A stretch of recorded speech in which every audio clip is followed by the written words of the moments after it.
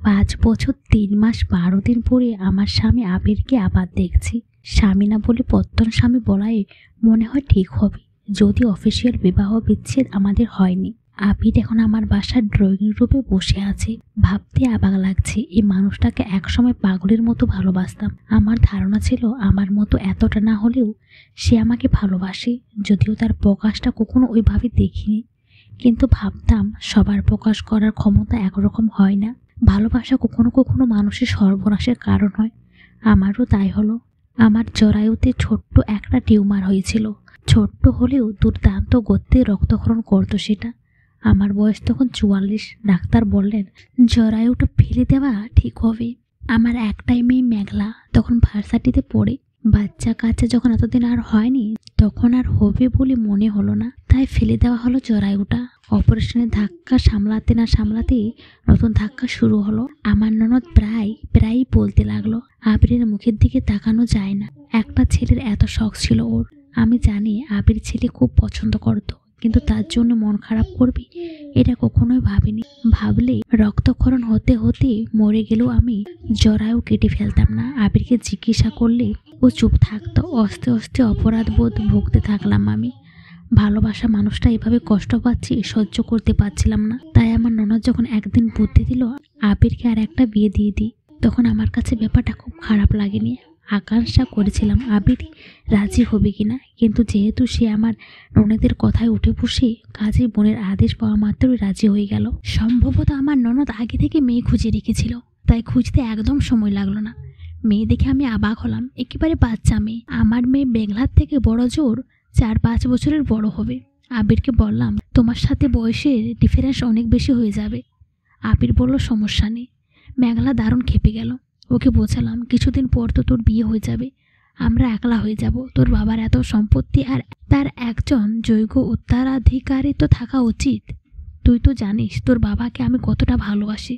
তার মন খারাপ, আমি সহ্য করতে পারি না। মেঘলা রাগ করে হোস্টেল থেকে বাড়ি আসা বন্ধ করে দিল, কিন্তু তাতে বিয়ে আটকানো গেল না। আসলে এখন বুঝতে পারি, হয়তো অবচেতন মনে আমিও বুঝেছিলাম। ঠোকানোর চেষ্টা করেও লাভ নেই। অবাক করা ব্যাপার হলো বিয়ের দিন আমার তেমন খারাপ লাগেনি। তাদের ভেতরে অনেক দিন হলো সম্পর্কটা ঠিক স্বামী স্ত্রীর মতো ছিল না, সম্পর্কটা ছিল অভ্যস্তার। তাই আমার স্বামী আমার হাত ছাড়া হয়ে যাচ্ছে এরকম ফিলিংস তখনও আসেনি। আমি নিজে চাকরি করি, যা বেতন পা তা দিয়ে রাজার হালে থাকতে পারি। কাজে খাবো কি পরবো কি এই চিন্তায় মাথায় ছিল না। কিন্তু সমস্যা হলো বিয়ের পরে। না, এমন নয় যে আবির আমার কাছে আসছে না, সেজন্য আমার কষ্ট হচ্ছিল। সে তো বহুদিন থেকে তেমন আমার কাছে আসতো না। আমার কষ্ট হচ্ছে নতুন বইয়ের প্রতি তার কেয়ারিং দেখে। এই মানুষটা এত কেয়ারিং, এত রোমান্টিক হতে পারে আমার ধারণায় ছিল না। নতুন বউ যাই বলে সে তাই শোনে। আমি যে কাজ ভয়ে জীবনে করতে পারতাম না, সে সেটা অনায়াসে করে। এমনকি যে ননদের ভয়ে জীবনে একটা কথা বলতে পারতাম না, সে তার সাথে অনায়াসে ঝগড়া করে। যে আবির বলতো আমার মা বোনের মুখের উপরে জীবনও কোনো কথা বলবা না, সে দেখি নতুন বউয়ের হয়ে বোনকে ধমকায়। 3 মাসে আমি বুঝে গেলাম আমি কত বড় গাধা ছিলাম। সারা জীবন শুধু সংসার ভেঙে যাবে এই ভয়ে কম্প্রোমাইজ করেছি।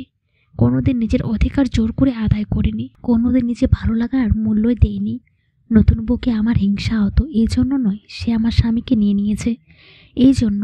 আমি কখনো তার মতো করতে পারিনি। আবিরের উপর রাগ হতো না, তীব্র রাগ হতো নিজের উপরে। কিভাবে আমি আমার জীবনের 22টা বছর নষ্ট করেছি এইভাবে। যে সিদ্ধান্তটা অনেক আগে নেওয়া উচিত ছিল, দেরিতে হলেও সে সিদ্ধান্তটা নিয়েই ফেললাম। অফিসিয়াল ডিভোর্স আবিরকে দিলাম না, কারণ মনের সম্পর্কটা যেখানে আর নেই সেখানে কাগজের সম্পর্ক কি করব। কিন্তু প্রিপারেশনের সিদ্ধান্ত নিলাম। মেঘলা ঢাকা বিশ্ববিদ্যালয়ে পড়তো, তাই আমি পোস্টিং তদবির করে ঢাকাতে নিলাম। আবিরকে বলে এসেছিলাম সে এবং তার পরিবার কেউ যেন কোনোদিন আমার আর মেঘলার সাথে যোগাযোগ না করে। আবির এতদিন সে কথা রেখেছিল, কোনোদিন যোগাযোগ করেনি। কিন্তু 5 বছর 3 মাস 12 দিন পরে হঠাৎ করে বাসায় হাজির। সম্ভবত অফিস থেকে ঠিকানা জোগাড় করেছি। অনেকক্ষণ হলো দুজনেই চুপচাপ বসে আছি। শেষ আবিরের কথা শুরু করলো, কেমন আছো রেবা? ভালো আছি, অনেক ভালো আছি। নিজেকে ভালোবাসতে শিখেছি। এই যে বড় পাওয়া পৃথিবী আর কি থাকতে পারে। মেঘলা কেমন আছে? আল্লাহদুলিয়া, মেঘলা অনেক ভালো আছে। 2 বছর আগে ওকে বিয়ে দিয়েছে আমার এক কলিগের ভাইপোর সাথে। ছেলেটা অসম্ভব ভালো, ওর পরিবারের সবাই অসম্ভব ভালো। মেয়ে আমার সারা জীবন যে সুখ পায়নি, এখন সে সুখ পাচ্ছে, দেশ বিদেশ ঘুরে বেড়াচ্ছে। গত মাসে আমাকেও বিদেশে বেড়াতে নিয়ে গিয়েছিল ওরা। আল্লাহ দুলিয়া, ওরা সত্যি অনেক সুখে আছে। মেঘলার বিয়ে দিলে, অথচ আমাকে একটা খবর দিলে না। বাবা হিসেবে আমারও তো কিছু দায়িত্ব ছিল, দিতে চেয়েছিলাম, মেঘলায় না বলেছে। ছেলে পক্ষেও সব জানতো, তাই সমস্যা হয়নি। আবিরের মুখটা বেদনায় ছেয়ে গেল। আমি প্রসঙ্গ ঘুরিয়ে বললাম, তোমার ছেলে কেমন আছে? আমার ছেলে? ও আচ্ছা, না আমার আর কোনো ছেলে মেয়ে হয়নি। আসলে তুলির কম বয়স ছিল বলে বাচ্চা নিতে চাইতো না।